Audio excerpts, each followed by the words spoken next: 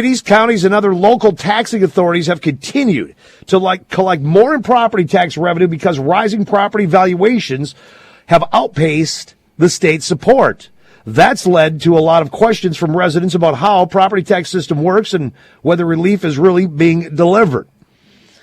That's according to Governor Jack Dalrymple. So Dalrymple is creating the task force by executive order, directing his members to research and analyze all mill levies authorized by political subdivisions other than school districts, as well as the processes they use to assess and collect property taxes to fund local government services. This info coming from Mike Nowatzki with the Forum News Service. Joining me on the program once again this afternoon, Rob Port, SayAnythingBlog.com. Rob, thank God our governor's putting a committee together to figure this out. Well, yeah, I mean, because it's not like we haven't had this discussed in, the legislative session that ended earlier this year and the legislative session before that. What happened wasn't this brought up and the legislators said, no, we're not doing this or funding something like this? Yes, actually, yeah, there was an interim study that was proposed and it was defeated. Essentially the legislature said, we don't want to do this. And there's also some question, a lot of the legislators that I've spoken to are not happy that the governor's doing this because there is an interim legislative committee that deals with taxation, and they're wondering if the governor wants to do something, why didn't he come to that committee? Right? I mean, it seems like it could have been done through the legislature. It wasn't done through the legislature. And there's also a question of, I think a lot of people, during the legislative session and shortly after the legislative session, when all the state leaders were sort of patting themselves on the back for what they got done, I got the impression that the governor and the Republican majority felt like they had addressed the property tax problem. Like we had put in place permanent property tax relief, but yet less than a year later, we've got yet another, we've got a committee that's going to study the issue even more, I guess. And I think that's an admission that what they've been doing on property taxes isn't working.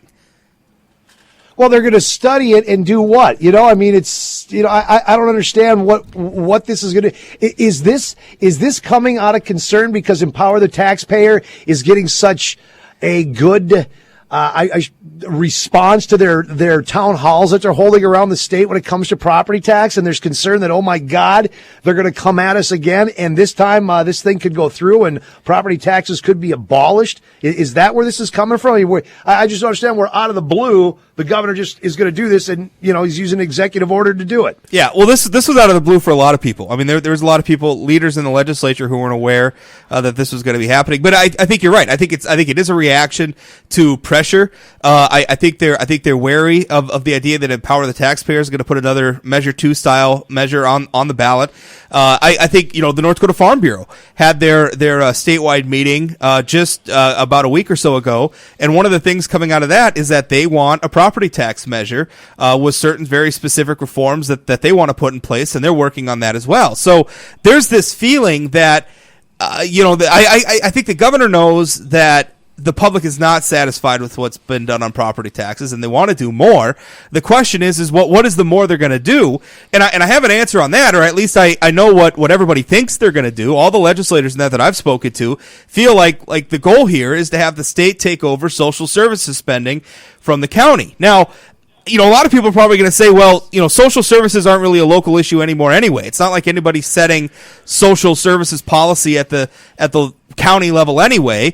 Yeah. All those mandates come down from state, and then they just ask the counties to pay for it. Why not have the state take that over? And my response to that is, you're right. Why not have the state take that over? But we keep going down this road where the state's taking over more and more local spending, yeah. And yet, in June of 2012 and before, we were told that was extremism, right? Keep it local. North Dakota told us we wanted to keep it local, and now we're moving in the direction Measure 2 is going to take us anyway. Well, I was going to just bring that up. That was the big argument, and it seemed to be the real sticking point, or one of the main sticking points, when it came to Measure 2, the elimination of property taxes in North Dakota. One of the issues was I just don't think the group had their stuff. They didn't have it together, enough information for people. But number two was there was the fight. It's all about local control. Well, basically, I mean, that's what's happening here is the state is taking that local control away. So, I mean, it's happening anyway, and we're not seeing the relief. And the other thing that gets me, Rob Port, SayAnythingBlog.com, is this.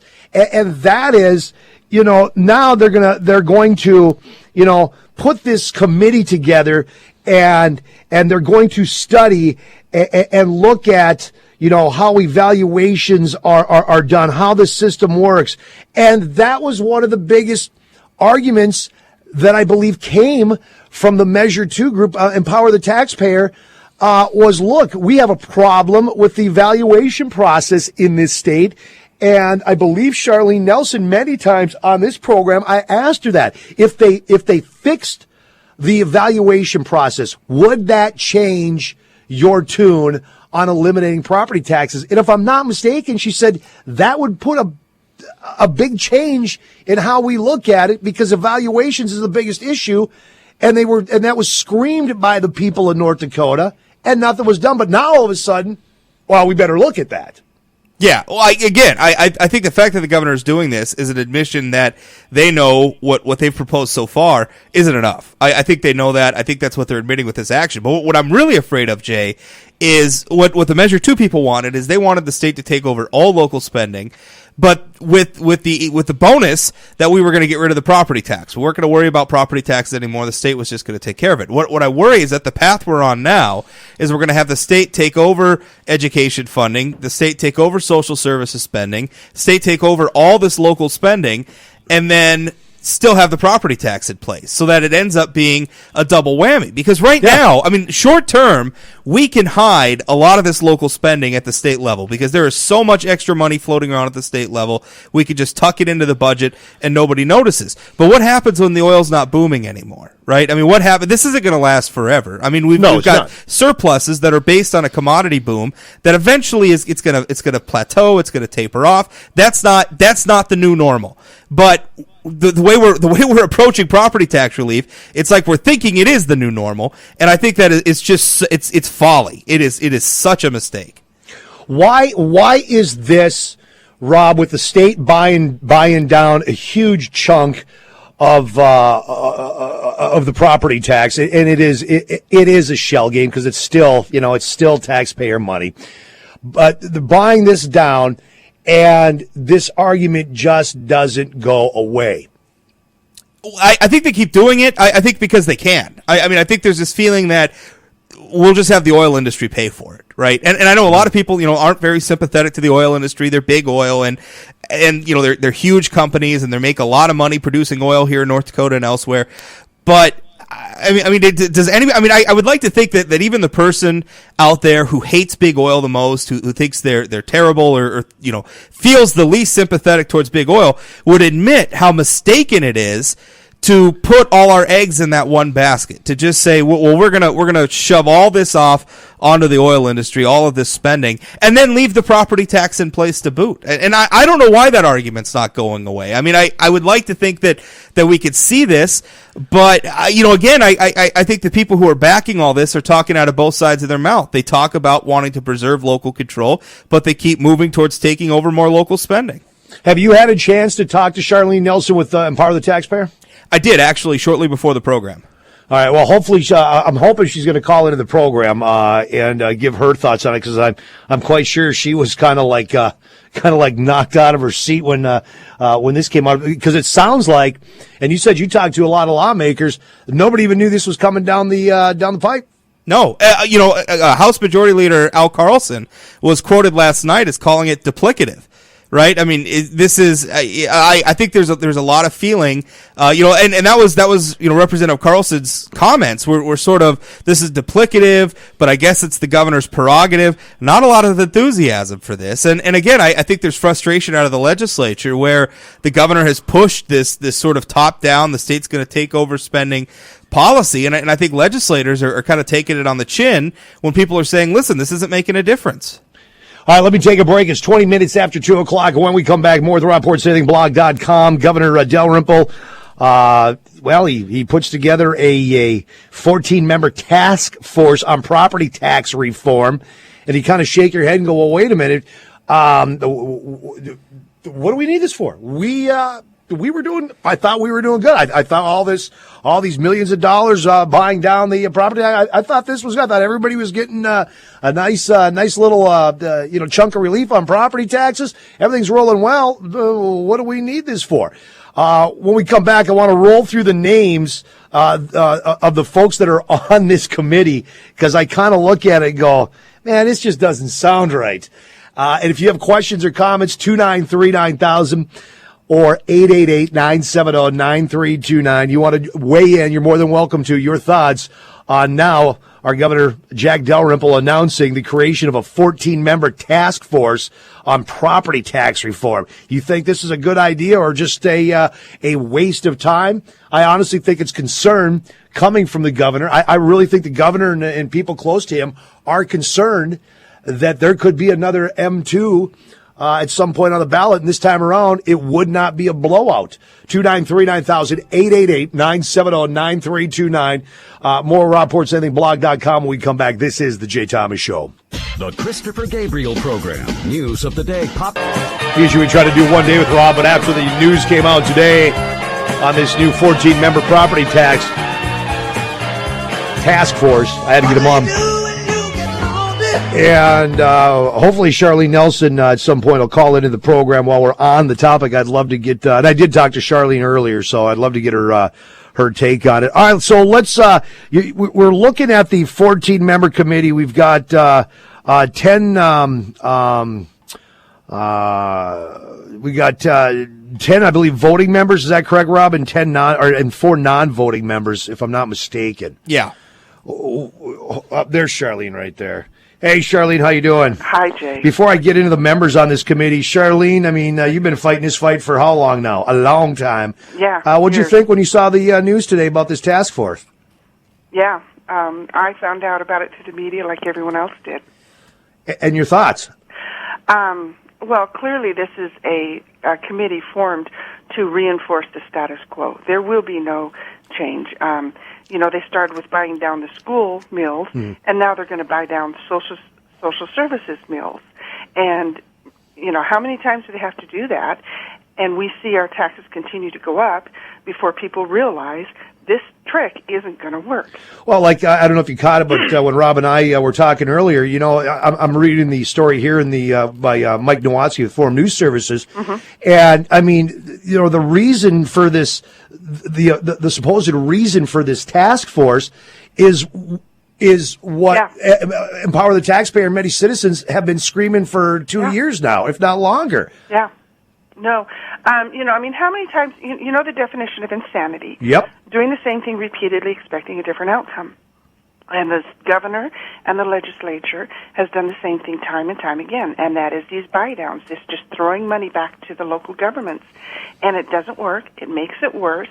And now it's really blown up in their faces, and yet they still think that more of the same is somehow going to do the trick. Charlene Nelson, Empower the Taxpayer. Why do you think Governor Jack Dalrymple did this? Do you think it's out of fear that there's growing support for eliminating property tax? This is all a reaction to seeing the spending skyrocket out of control, despite the legislature's so-called relief. And he knows people are upset about it. We've had several dozens, hundreds of people attending our town hall meetings. Most of them were people who voted against Measure 2, who are now so outraged at what's happening to their taxes. And the governor's got to know that this is, a bad PR trip for him. He's trying to get a hold of the PR train and turn it back in his direction. He's going to do the same thing he's been doing for the last 8 years, which is making the problem worse.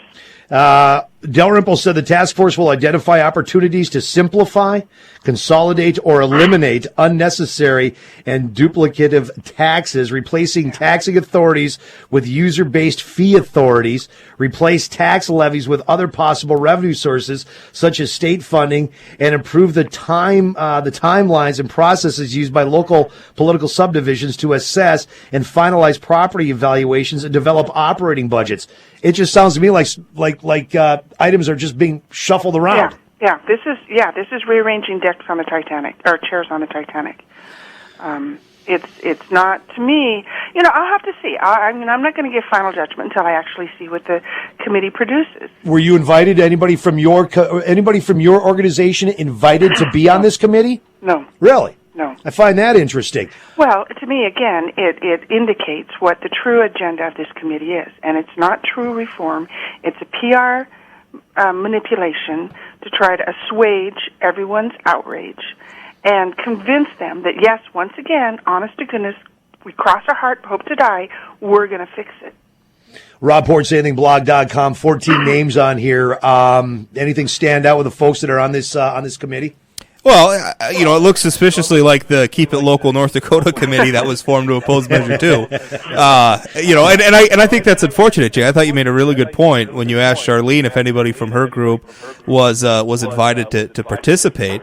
I mean, if the goal is reform, if the goal is to find some sort of consensus that is going to stop property taxes from being this crisis every election cycle, where we've got ballot measures and everything else, and in the legislative sessions that we're fighting this issue year after year after year, then why not pull everybody at the table? I mean, Charlene's group did a lot of work to put a ballot measure on. They sparked a statewide debate that the public was very engaged in. Why not have them at the table, maybe not as a voting member, but I noticed the North Dakota Association of Counties is a non-voting member. They were very outspoken. I noticed the North Dakota Chamber of Commerce is a non-voting member. Why not, engage some of this, the citizen group that did a lot of work on this issue and bring them to the table? They didn't do that, and like Charlene, I think that really undermines the credibility of this effort. Charlene, and let me add to that. Our group is the only entity in this entire state, government or other private enterprise group, that has funded an economic study of the impact of property taxes on North Dakota. We have the statistical information that we paid for to have in hand, and our state doesn't even want this information to be included in what they're doing. Well, I think you just answered my question before I even asked it, Charlene. I was going to ask you, the reason no calls were made to you or anybody with your group, is it because they're afraid that they're just going to get blown out of the water with the information that you folks have, and it's just going to make them look ridiculous? Well, as long as people are ignorant of the facts, they can go on believing the story that's coming out of the governor's office. Once people are aware of the facts, then they can decide for themselves, is what the governor proposing going to produce desirable results? All right, let me get to news and weather, then we'll come back with the guests, and we'll open up the phone lines as well. We'll get to some calls. We'll get to the emails. I do got to pass this email on to Charlene real quick. Charlene, I got an email, and it said, I would have said this was a waste before I knew Charlene Nelson was on the committee. She will get the job done. And then I emailed back, said, well, she's not on the committee. Then I got this. Well, then it's most likely a waste. You got some fans out there, that's for sure. All right, when we come back, I don't want to go through the names on this committee and get your take, Rob, as well as yours, Charlene. And we'll open up the phone lines, 293-9000, 888-970-9329. If you want to weigh in on this new by Governor Dalrymple. Is it part of the taxpayer on it? No. Is the North Dakota League of Cities on it? Yes. Is the North Dakota Association of Counties on it? Yes. Is the there's a homeowner in Minot on the committee, a voting member. Who is Blaine Desl whatever, Rob? Delores, yeah, he actually a former legislator. So he's not just your average Joe homeowner next door. Yeah, no. I like how they put that in there. Blaine whatever, a Minot homeowner. Well, let's get to the real story. Yeah, no, he's a little bit more than a Minot homeowner. But yeah, no, that's again, I think it's really if. Listen, I mean, property taxes is an issue that's become hugely divisive in North Dakota. And, again, I think the point we made in the last segment was that if you want to have credibility putting together a task force to address this issue, then I think you've got to include some people from the other side. And I think it's I think it's a real mark against the governor's effort here that he didn't include, someone from Charlene's group or maybe another group like the North Dakota Farm Bureau, which is also promoting some property tax reforms that they're not on this. I think makes a lot of sense. Why is the North Dakota Farm Bureau not on this? Yeah, exactly. Let me go to the phones here. Hey, Kathy in Fargo, thanks for hanging on. You're up on the Jay Thomas Show. Hi. Hey. I've been wanting to call you way back in November because I've been getting phone calls conducting a poll asking, would you rather have a strong governor that makes his own decisions or a weak governor that listens to the people? Really? Yep. Rob, do we know who's conducting this poll, Rob? I don't, but that doesn't surprise me. I'm assuming that probably it's in advance of the coming elections. A lot of times they'll do that, and those questions will be. Usually those questions aren't so much that they're going to publish the poll results. It's more like how they're going to position their candidate. Right? Do they want their candidate to come off this way or come off that way? It's just about marketing. Okay. Well, but there was a lot of questions about taxes and spending and questions like that. Yeah. It was really interesting. Did you take him to the tool shed on your property taxes, Kathy? Yes, I did. Yeah, no, great. Yes. You have a great day. Hey, thanks, Kathy. Appreciate it. All right. So let's go through these names. So Blaine, that Minot homeowner, he is a former lawmaker here in North Dakota. Yes. Okay.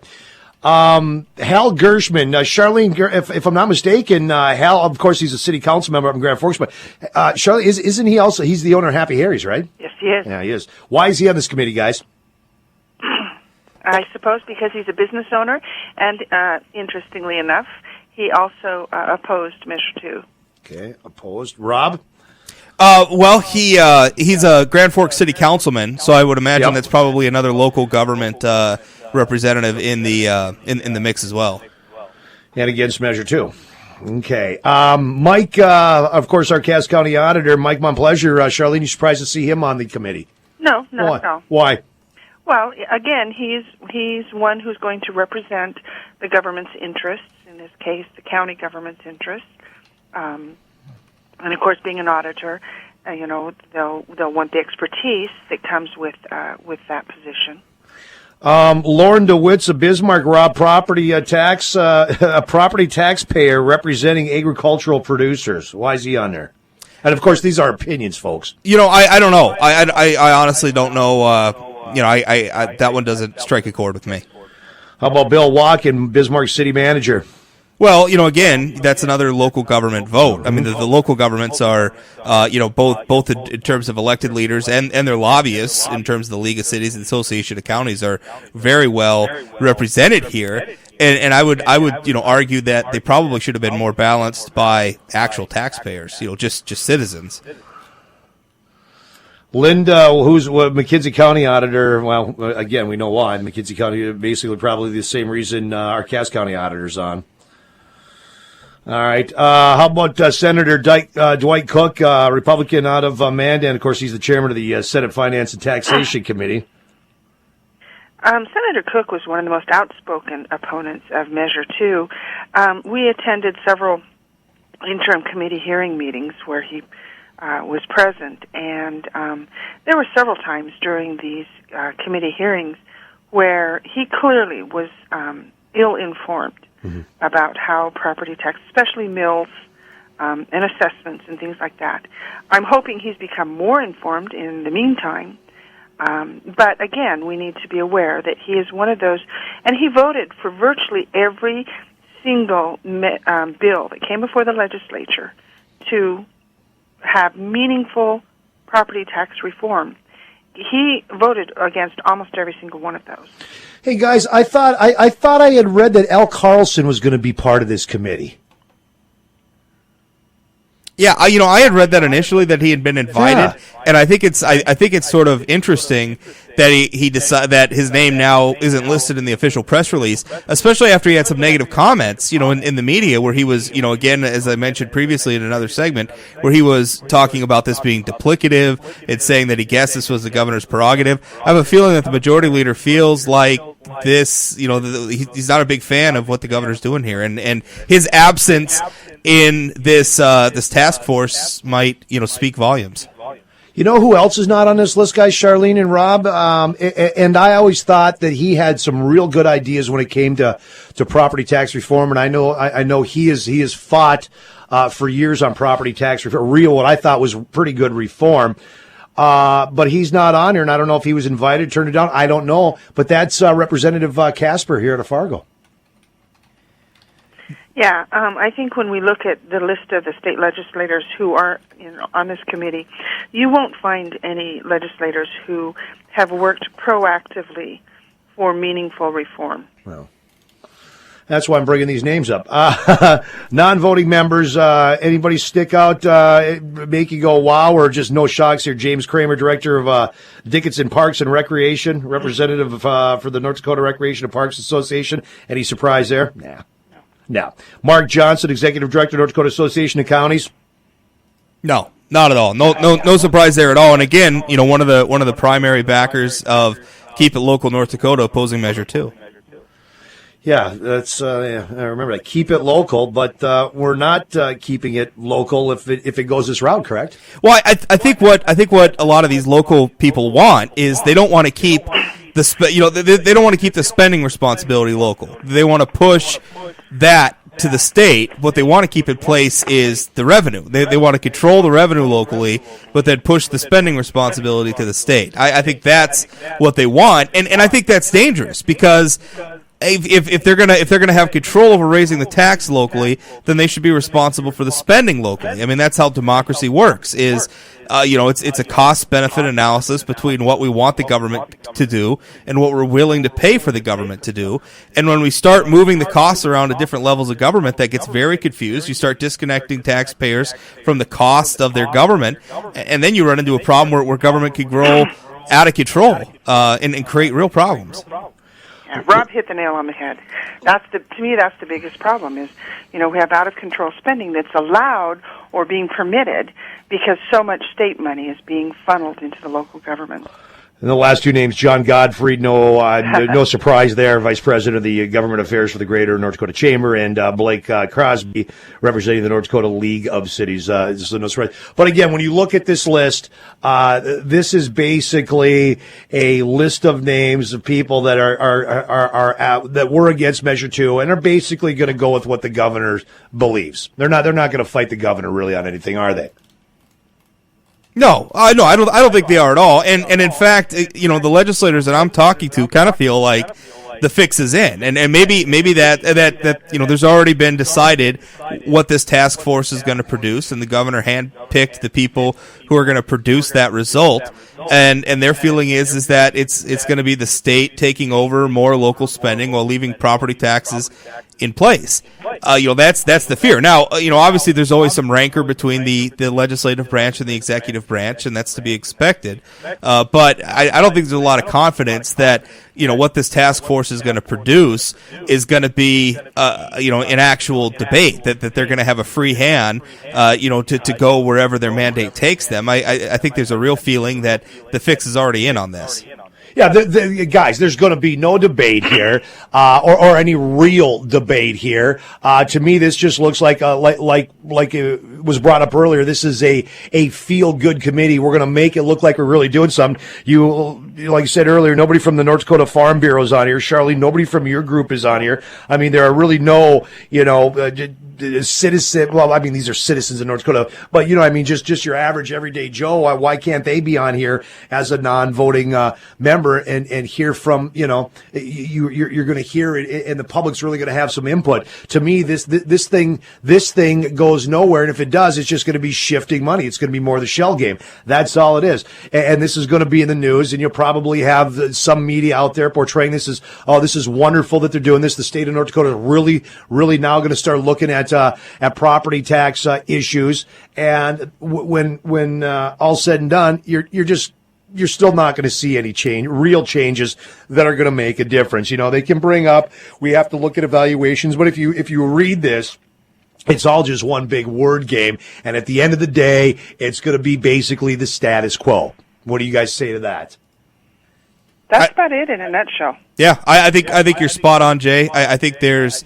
I think this is about giving the appearance, but I mean they are really going to change things. I mean I think they're going to come out with a recommendation.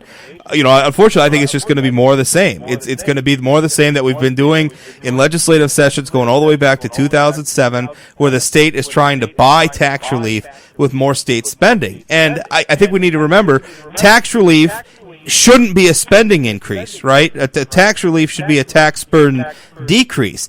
Everybody who pays the property tax also pays the state income tax, also pays the state sales tax, also pays all the other state taxes. Is this really relieving property? No, it's a shift. It's a tax shift. It is about time we started talking about it that way. Charlene, to the 14 people on this task force, and you and your group have held a lot of meetings, information meetings around the state. And I know anytime that you were on this program, that you were very adamant about all sides of the issue were welcome to show up, so we could have a true discussion. Were any of the 14 people on this list at any of those meetings? Not a one. Not a one of them showed up for anything. And here's the thing. And they were all issued invitations, personal invitations. All 14 people on this task force list were given invitations to one of your town halls. Yes. And none of them showed up. Yes. Did any of them even respond back to you or your group? No. No.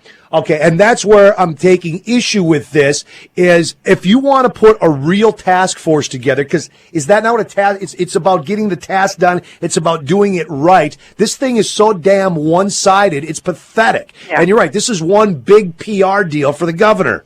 That's all this is. Well, and again, the fact that, we have page after page and studies that we've commissioned. We have so much information on the economic impact of property tax in North Dakota. And yet our governor, our legislators, and now all of these people who are on this committee have absolutely no interest at all in getting this information. So, I don't know what information they're going to use to come up with their... Well, they're going to use information that best suits what they want or what makes them look like they're doing something. They don't want the truth. You can't handle the truth. Self-confirming bias. All right. Before we got to get going, I can't believe it's almost 3:00. I'm going to Rob. Any final thoughts on this? What should the people of North Dakota, in Rob Port's view, SayAnythingBlog.com, in your opinion, Rob, what should the citizens of North Dakota take from this? I think we need to be careful that it's more of the same, and we know what's not working. We know why the government's having to go to bat on this again, just months after a legislative session where we spent like $680 million on quote unquote property tax relief. If that didn't fix the problem, this is more of the same is not going to fix the problem. We need actual reform, not cost shifting between local and state government. Well, this is a group of special interests. That's what this is. Charlene, same question to you. End of the day, in Charlene Nelson, Empower the Taxpayers, in your opinion, what should the citizens of North Dakota take from all this? Be informed. Don't listen to what this committee is putting out by itself. You need to know what the facts are. Go to independent sources for the facts. That's one reason our website has lots of information. We want people to know so that when they come out with whatever policies they're going to come out with, you'll know, is this really what is good for North Dakota, or is this just one more shell game? And by the way, the task force will hold their first meeting this Friday. Yep. And Dalrymple says he wants the task force to complete its work in time to forward its research and recommendations to the legislature when it convenes in January 2015. Now, the research and recommendations, Rob, is this all part of public record? It should be, yeah. Yeah. So I'm quite sure, Rob, you'll have all that info as it comes out or as you request it on SayAnythingBlog.com. Yeah, I will. Should be interesting. Always a pleasure, Rob Port. Appreciate Charlene Nelson, Empower the Taxpayer. Appreciate the time this afternoon. Rob, before I let you go, because I might bring it up later on, before I let you go, Rob, I got to ask you this, buddy. I gotta give you a little grief. I saw your article about Senator Heidi Heitkamp not getting an answer from her where she donated her salary when they were in what was that called? The government shutdown. The government shutdown. There you go. Yeah, we'll call it that. You found out from Hovind where his money was donated. Yeah. And of course, Kevin Kramer kept his. He was very adamant about it. But you couldn't get an answer You think it's that important to know where she donated that money? I don't actually think it's that important. I thought the whole thing was a political stunt to begin with. I thought it was kind of silly. But her political party certainly made, no bones about attacking Kevin Kramer about it. So some of the press releases they sent out painted him out to be the worst person in the world for keeping his government shutdown salary. And Senator Heitkamp thought it was important enough to trumpet the fact that she was, donating her money out in press releases and tweets and everything. So is it the most important issue facing our country? No, I think a larger issue may be, why doesn't she just answer the question? I mean, if it's just a trivial piece of information, just put out a press release or something. Who'd you donate it to? When did you donate it? And how much did you donate? It seems like a simple question to ask. Now I'm going to tell you why you and Chris Berg can't get that answer. Why? Come on, she don't like you guys. Well, she don't like you guys. Okay. Well, that's fine. Maybe she give you a little grief. Maybe she could tell you. You know what?